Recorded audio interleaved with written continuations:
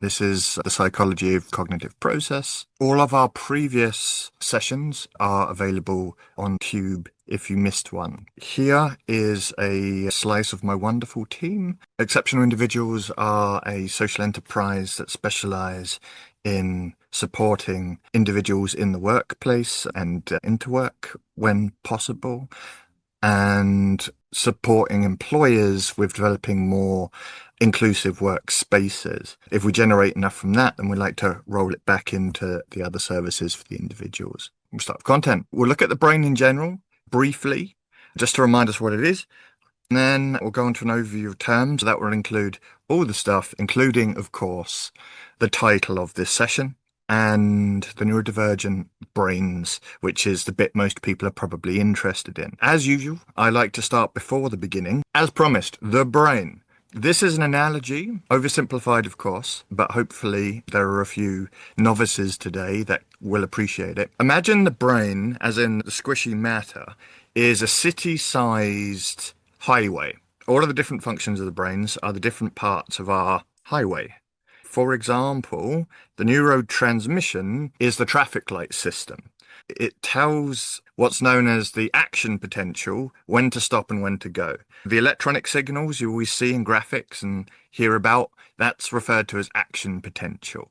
And that's effectively the vehicles, which are all delivery vehicles because it's all going somewhere to do something. Then you also have the axion and others, which is effectively the roads themselves.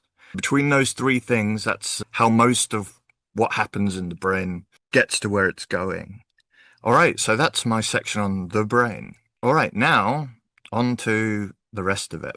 Oh, I should have said get your pads out because just for a change, there is a wall of text. What is cognitive processing? Cognitive processing refers to the mental operations we use to acquire, store, manipulate, and retrieve information. It's the backbone of how we perceive, learn, remember, reason, and make decisions. To give examples of the components, this bullet point list here, as some of you will recognize, is effectively all of the cognitive faculties. The cognitive faculties aren't only reliant on the cognitive process, but they are basically the harbingers of it. They are the functions that make the things happen. Information processing theory, IPT. This is the main format for the psychology of cognitive processing. Rule one, apparently, is treat the brain like a computer. And as far as I'm aware, in every shape or form, it is. So that makes sense. In addition to that, focusing on encoding, storage, and retrieval. A bit more on that later. But just for trivia, starting in the 50s, moving into the 60s is when the psychology of cognitive processing was born. Psychology already existed, cognitive process had already been identified, but they merged around that time. Psychology, in and of itself, what are we talking about? The scientific study of mind and behavior, exploring how individuals think, feel, and so on. That's one half of the puzzle, the other half on the next page, but also it's called the psychology of cognitive processing because it focuses on the mental mechanisms. So much like psychology vanilla. Now we're actually on to the cognitive processing. All right, so why cognitive processing? This refers to the mental activities like attention, memory, language, and reasoning. Again, the cognitive faculties. When you smash them together, we have the psychology of cognitive processing, which covers how the brain receives, interprets, and responds to information, the internal architecture behind thought, learning, and problem solving, the rules and patterns that govern mental operations. Again, a third form was born out of the two. The psychology of cognitive processing is regarded as a true science, as in it's not disputed as being real and somewhat factual, but is also, because psychology in and of itself is a soft science, then it also counts as a soft science. What do we mean by that? Effectively, we're talking about the fact that you can't get the same result over and over in the same way that you can in hard sciences. Although scientific methods are still being applied, Because people are involved, it gets complicated. Whereas measuring something, whether that be distance or volume or speed, you tend to be able to get similar results. Hopefully that makes sense. What defines a hard science? As previously mentioned, that ability to measure and achieve repeat results. All right, so we have 3 responses, 4 responses, all of the beside. How the brain receives, how the brain interprets, how the brain responds, and the rules and patterns, all of which were mentioned in a previous slide. So well done to the majority. All right, so the brain, as it specifically pertains to either the psychology of cognitive processing or more specifically us as neurodivergent individuals. Again, those who've got your pads out, take a snapshot of this because it will be relevant later. But basically, each section of the brain is responsible for specific functions. Everyone knows about left brain, right brain, but in fact, it's a 3D form, so it doesn't quite work like that. The compass isn't just up, down, left, right. It has all of this other space as well. Interesting fact to fill in here, as well as the frontal, parietal, and temporal, the cerebellum is now also considered part of the psychology, whereas previously it was just considered as the motor skills functions and not as part of the actual process.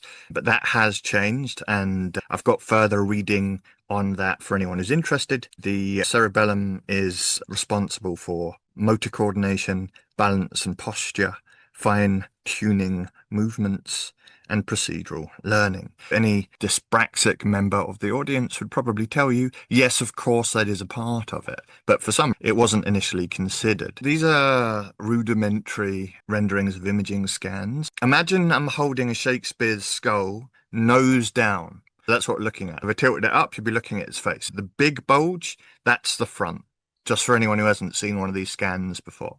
What we're looking at here is a representation of stimulation.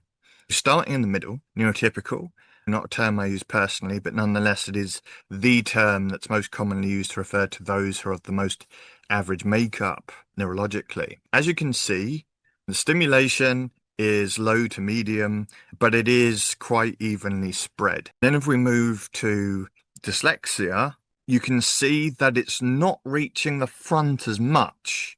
It is quite even in the same way, but it's missing a bit. And then if we go to dyspraxia on the top right, it's slightly more stimulated or overstimulated at the front, but thins out on its way to the back. There's heavy understimulation on one end. And then bottom left, we have ASD, that's autistic spectrum disorder or autism spectrum disorder. And what we can see is, again, it's got that fine mist touching the back, similar to dyspraxia, but it's also heavily overstimulated in the front. Finally, and of course, I wouldn't believe them if they told me that those with ADHD have all areas of their brain fully stimulated at all times, but nonetheless, this is to demonstrate that all areas can be affected, and more alarmingly than with most of the others. Do we have any questions at this stage from the audience or anything queued from the chat? There's some questions in the chat. Okay, wonderful. Jess. First, from Kim, we have, would ADHD, AUDHD, essentially be the same as ADHD in the brain stimulation images? No, this is a guess just for clarity. I am not a neuroscience specialist, but I would say that at different times, under different circumstances, it would act more like both. What I mean is that some of the areas that aren't stimulated, for instance, would also be stimulated. Front and back, depending on circumstances, I would say. However, you also have that more constant overstimulation in the front anyway.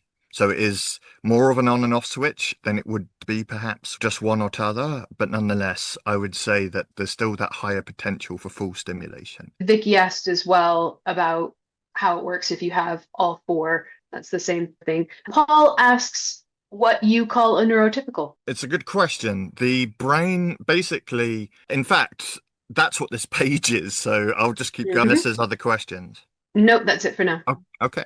All right. So there you go. Here is the neurotypical. What we see is that it's referred to as balanced. That's what makes it typical. It's the most neutral of all of the brain types. I don't have an image of it right now, but for those who aren't familiar with the spiky profile, there is a visual format that proves that neurodivergent individuals have very little middle ground. But the benefit of being neurotypical is you're mostly all middle ground. You can still excel at something that you spend your 10,000 hours on, but you can shoot through the middle. Let's say academically, for instance, math, science, history, you should be able to do it all to a certain standard. That is what makes a neurotypical makeup, that ability to shoot through the middle. As seen by the chart here, where you got blue, green, and yellow, it's more spread with all of the others. Let's go with dyslexia. I have that. That comes next. It wasn't just what fit on the page best. Reduced stimulation in the left temporal and parietal. You remember I mentioned earlier when we were looking at the Robin chart, I promised it was going to come up again. Here we are. Hopefully everyone can remember where that is. There are certain issues that can occur with dyslexia, including visual and phonological. This explains why. It's because of the areas of the brain that are understimulated. Then we'll move on to ASD, as that's directly below. As we know, ASD can be understimulation and overstimulation.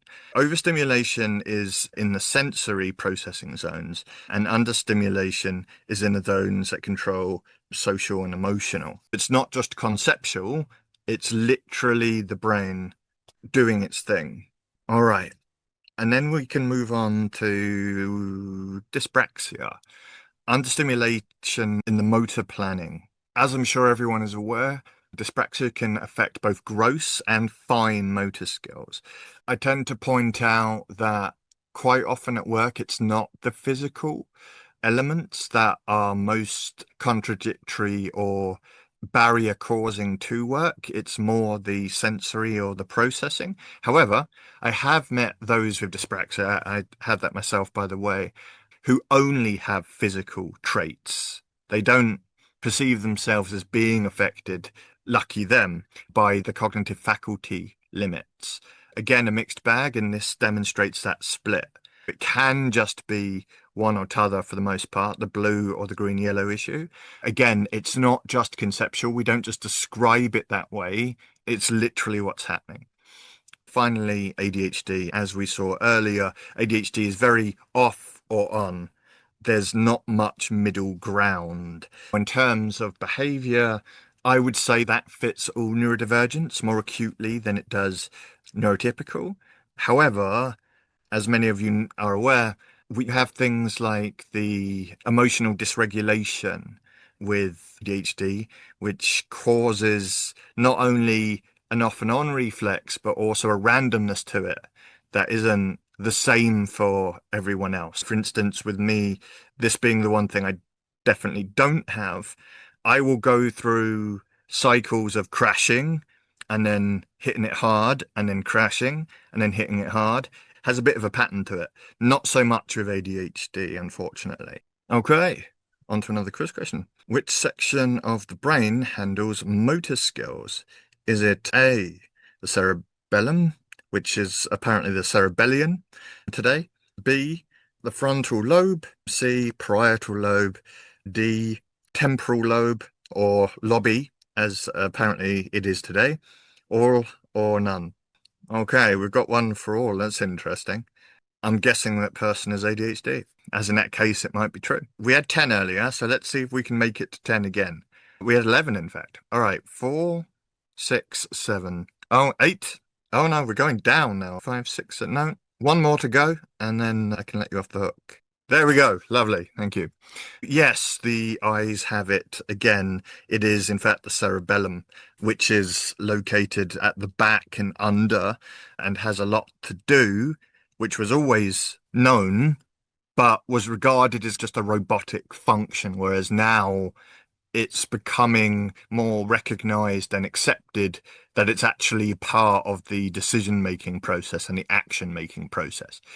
All right. Yay, I've got 14 now. I'll take it. That covers the hardcore data drop for the most part. We have an opportunity to have a conversation around this. But to recap, what is cognitive processing? Basically, every time we think anything, things happen. The reason they do is because it's cognitive processing. Also worth noting that a lot of it is subconscious, as in a lot of things are happening without us being aware of it. Some of that is because of predetermined reactions. For instance, when you suddenly feel that your hair's gone on end because it's gotten cold or something, the body knew that was going to happen seconds before you realized you felt it. Really busy stuff in and of itself. When we get down to the neurodivergent level, it's different for each condition, hence the neurodivergent brains. The cognitive faculties are the key here. Back to the idea of what is neurotypical, it's when the cognitive faculties aren't limited beyond what's expected in its most primitive description. Whereas, as we know, regardless to what positives we see with our neurodivergence, they're also what are regarded as challenges. Sometimes that's just compared to other people, but not something that actually affects us if it was just us. But regardless, the cognitive faculties is the reason why. Memory, for example, was on the list from earlier, something I happened to provide coaching on, comfortable talking about that. Back to the neurotransmission thing, all of that information controls everything, all of the different functions, memory being one of them. With neurotransmission, that's often understimulated. Again, traffic light system, right? Basically, it might be slowing things down or letting things run too fast, and compared to what's regarded as typical. This can affect things like memory. That's why we're more likely to walk out the room and then forget why, for example, or many other things besides being told something and then it's as if we weren't told. It's all to do with this process that we've been describing. The psychology of it is the study of it. So understanding what these processes are and how they work. I see that I have the list right here. Perception. We're talking about how we take something effectively. You could say, what's the difference between perception and attention? Aren't they the same thing? No, because I can be paying attention, but still take something with a spin that wasn't intended, or I could not be paying attention, but still take in some sort of perception. Language, as everyone is aware, is predominantly focused on in regards to dyslexia, but in reality, we know that there's a lot of crossover symptoms. Again, if you think back to the brain scans, you can start to see why, because there's a lot of similarities in terms of the way the brain is affected. Under or over. As I said, also, it's very important to consider it as a 3D, three-dimensional kind of building rather than just a front and a back. Reasoning and problem solving, again, I jump straight to dyslexia because that's sometimes the thing that we're told that we're the best at, sometimes also the thing we struggle most with. Metacognition, thinking about your own thinking. As I said before, effectively everything. On to miscellaneous. Again, all brain types, including neurotypical, fall under the philosophy of cognitive process because it's studying how brains work, how people behave from the inside out. No one left behind.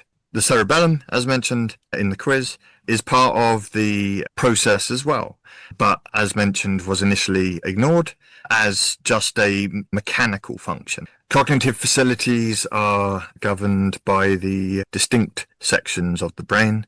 So again, if someone is really interested, you could study it for a year and still have only started. Good luck to you. Hopefully there's a couple of you in the crowd and I haven't put you off. Cross conditions could result in a unique brain pattern. A couple of you asked about that earlier. A mixed pattern of Christmas lights, i.e.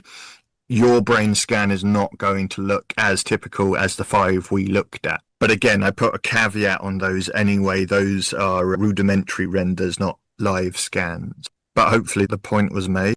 That similar question that was mentioned wasn't exactly the same, but unfortunately I can't remember it down to the letter. Tim, can I ask you a couple questions from the chat? Absolutely. Okay, so one of them is, A lot of us hear from different people the phrase, everyone's on the spectrum, it just depends on the severity. What is your response to that? On a personal level, it's nonsense. There isn't a spectrum. There is the autism spectrum, and if you're on that, then you're autistic. Simple as that. And by the way, or at least I'm of that belief. You could argue that there is a global social spectrum and everyone is on that, but it isn't the same thing. Simple as. As for referring to all neurodivergences as their own spectrums, you actually can, and it makes some sense. But the reason autism is the only one that has it in the title is because that is the one that has the variance. Okay, while it is sometimes due to additional disability, you seldom meet a dyslexic person and wonder if there's something very impacting on them if they're not doing something that relates to literature, right? Literacy. For instance, if a dyslexic person is playing football, you wouldn't necessarily be able to tell. But the autism spectrum is so vast that there are people that you're never going to be able to tell. There's others that you can tell without even meeting them, just seeing them. Similar to Tourette's, again, typically people with Tourette's can't mask to the degree that no one would notice, but some people with autism can, and that's because the spectrum's so vast. So this idea we're all on the spectrum, I don't buy it if you're talking about the autism spectrum. If you're talking about some other spectrum, then maybe. Hopefully that answers that question.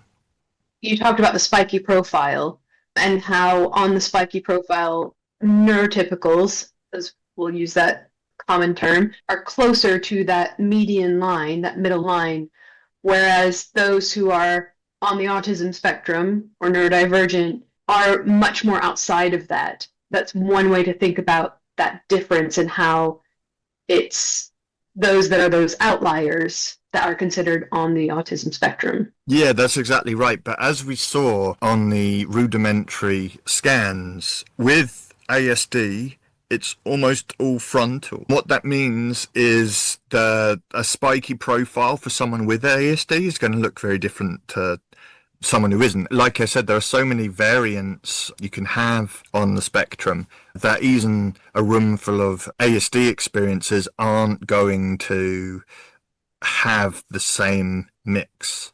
Again, you've got those who are verbal, you've got those who are non-verbal, you've got those who are both interchangeably. It's so vast, I cannot express this enough. Also, I would advise never to view it as a straight line either. It's more like a circle. Yeah. So if you took a color chart circle and drew a wiggly line right the way through it, that's what the spectrum is, where everyone is hitting different hue. No two are the same. Same goes for everyone, but again, spectrum so vast. I can't stress that enough. Once again, hopefully that answers the question. Yeah, I've got a couple more. We've got from Adam, he's asking about the scans, just checking what kind of load the brain was under when those were taken. Were they concentrating at rest? Do you know what they were doing when the scan was taken?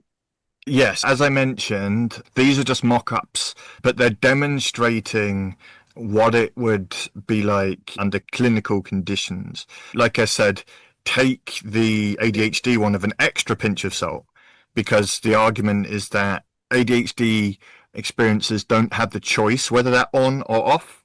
So it showed us on, just to demonstrate that they might be on, but those were at rest.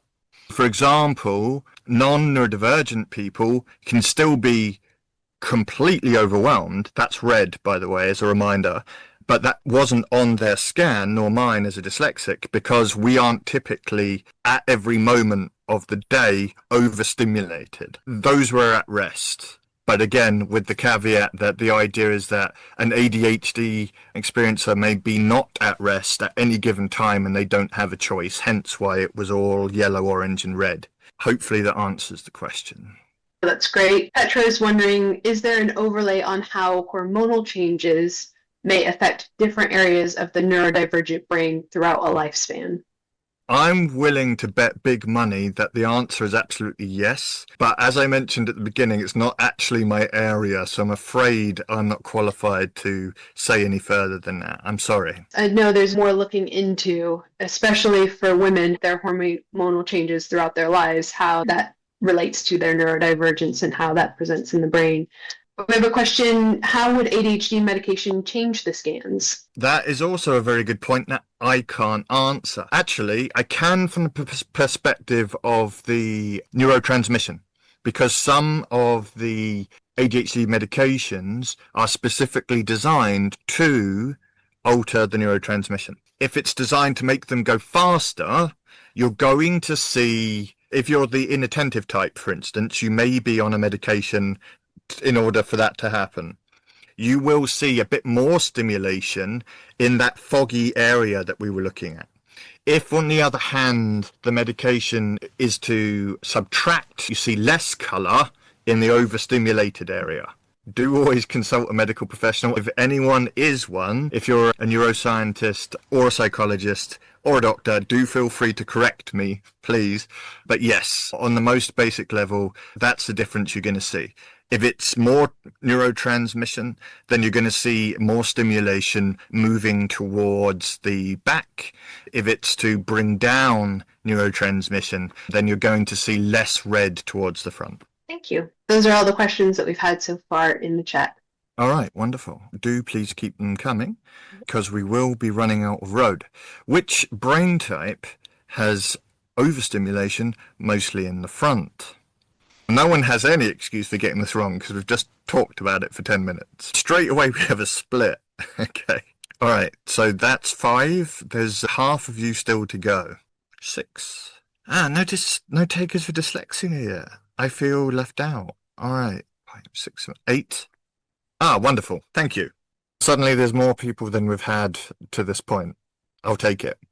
All right, so once again, the majority have it. It is ASD because, as we did discuss quite vigorously, the scan example showed ADHD effectively having overstimulation everywhere. Now, in reality, that isn't happening all the time or in every place all the time, but it is the one condition that permits the brain to go global in that respect. Hence why it's the only one that has tailored medications that can make a difference in terms of neurotransmission and so on. As for ADHD, again, good guess, but potential for red all over the place. I'm assuming those ones on the left were because I requested them, so special thanks to whoever went for those. Just a reminder, in fact, we can double back if we want to. Dyslexia looks quite similar to non-neurodivergent, but it doesn't reach as far because it's not as stimulated. It's like a lower voltage, whereas dyspraxia doesn't reach the back very well at all. But again, it's the right to have the overstimulation, like the common in the red. If anyone can get that joke, I'll buy you a coffee. All right, reading list. Cognitive approach in psychology. These are 2 PhD papers. One of them is specifically on the TIP methodology, IPT, sorry. The other is more generalized onto the psychology within cognitive processing side. Lastly, as I mentioned, there is a merging interest in the amygdala, if I'm saying that right, which I'm probably not. That's what the third one is. If I ever have cause to do this again, I'll try and find something regarding hormones across genders and age to add as well. Again, what's happening? The cause is the action potential. That's the firing electricity. The axion is the road. So that is the pathways that the electrical signals follow. Neurotransmission are chemical signals that come out at specific nodes and say whether to go faster or slower. Then, again, as a reminder, we've got different sections of the brain covering different functions. Depending on what area of your brain is affected by neurodivergence, dictates what portion of this image is most relevant to you. As I mentioned, those with dyspraxia, such as myself, the cerebellum is likely to be very relevant. However, with dyslexia, again, parietal is definitely going to be there. As for the temporal, I would say across the board, particularly in regards to memory. But again, make your own notes, do your own research, make your own decision. Here are the scans again for the cheap seat. The idea being that dyslexia is understimulated on the outer edges, so it doesn't quite reach, hence why our behavior can be very similar to non-neurodivergent, but potentially slower or less clear or less permanent, whereas all of the others have a unique potential. In the case of dyspraxia, it's that very weak signal going to the back. With ASD, it's that overstimulation in the front. And with ADHD, it's the potential for high firing. These are not all of the neurodivergent conditions. We just focus on the big four, quote unquote, because otherwise we wouldn't be able to fit it all in. But if you do want one on the less common conditions, do reach out and say so, because we do pay attention to that stuff. What is your main takeaway today? What is it that you're going to remember? What is it you're going to use? Each person seems to be different. Absolutely. That's always been the case and always will. Business employers are really slow to pick that up sometimes. That's not true. What we're seeing, and this is tangent a little bit, is that they're more interested in the fact that it's a social cause now. But when it was deemed as more of a responsibility or an obligation, they weren't as interested in getting involved. They were treating us the same. But now that it is, quote unquote, a social cause on top, they seem more interested in understanding different. I don't quite get how or why that works, but nonetheless. No wonder I'm constantly overwhelmed. Yes, if you have ADHD, I'm assuming that's the implication here, then that would explain it for sure. A better understanding of brain stimulation and how that impacts processing. Yeah, absolutely. Stimulation patterns in the different NDs. You're welcome. What the different parts of the brain do. Again, this was such a high level dive. If you are interested, do go ahead and do your own research. It's very exciting stuff. Learning about which parts of the brain control each functions. Also how brain scans differ between, yeah. Don't forget though, NT is not all the same either. What it's referring to is having that through the middle. But they may have a condition, for instance, that isn't neurodivergent, but would still affect their brain scan. As someone said earlier, we are all different. The difference between the impact of differing neurodiversity on the brain, yeah, absolutely. I would want to look further. Yeah, so I mention quite often that the cognitive faculties, which are specifically relevant today, cross. So memory issues tend to be across the board, right? Regardless to whether it's dyslexia, dyspraxia, ADHD or ASD. It might be back to the spectrum. You can have someone who, as I mentioned, has object permanence issues, goldfish memory, you could call it if you want to be mean. Yet people with autism have eidetic memory. Notice that photographic memories don't tend to pop up a lot in ADHD, dyslexia or dyspraxia. Again, demolishing that idea that we're all on the spectrum, as far as I'm concerned. ADHD seems very intense. Yes, absolutely. Firstly, there are 3 types. And secondly, the third type is when you have both types. It can get complicated. Additionally, you can have as many neurodivergences as the creator wants. Again, 2.5 for me. Now I know better where the ideas of my brain affected. Good. That's essentially what we promised, so I'm glad it worked out for you. Knowledge on which areas. Yeah. Okay, I think we got it all. Tim, can I ask one more question quick? Yeah. Yes. Mackenzie asked, is heightened justice sensitivity associated with a specific area of the brain? That's a really good point. Once again, the answer is yes, but I'm not qualified to take a stab. What I can say is that there is this stereotype about people with ASD being good whistleblowers. As we discussed, everyone is different, and the spectrum is so vast, it's tarring with a brush. Nonetheless, if you happen to have someone with a very high literal mindedness, this is in reference to someone who takes things at face value, and that's all, then they are going to be a religious rule follower. I would say that the version that was just asked about is similar. We could be talking frontal lobe specifically, just on that rudimentary comparison. However, not qualified to say. Thank you. Do you have anything to share? Someone just put yes. Could you now tell me what it is? That would be Grand. If it's robins are cool, I agree. All right. I'm curious whether the myelin sheath be affected by neurodiversity. Once again, not qualified, but this is the thing. Physical disability is definitely more acute in neurodivergence, specifically internal stuff rather than work damage. And this also relates to the person who asked the question about hormones. There are various things, I haven't looked into it because I've never experienced any of them, but there are various things that apparently we are more susceptible to. When I say we, it doesn't necessarily matter which condition it is.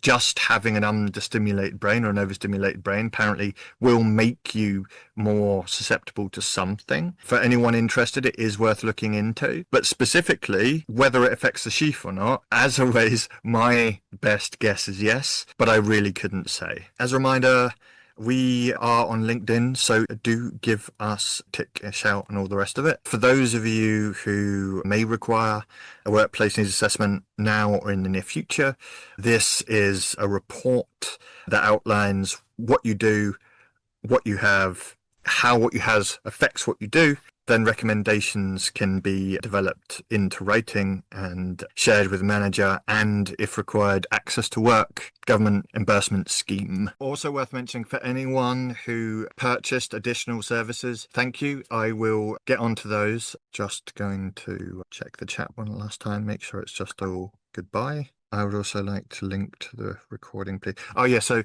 the recording, the Exceptional Individuals YouTube page will lead you to the video. However, they don't get uploaded immediately, so keep yourself occupied with the backlog in the meantime. All right, hopefully that's everything. Ta-ra.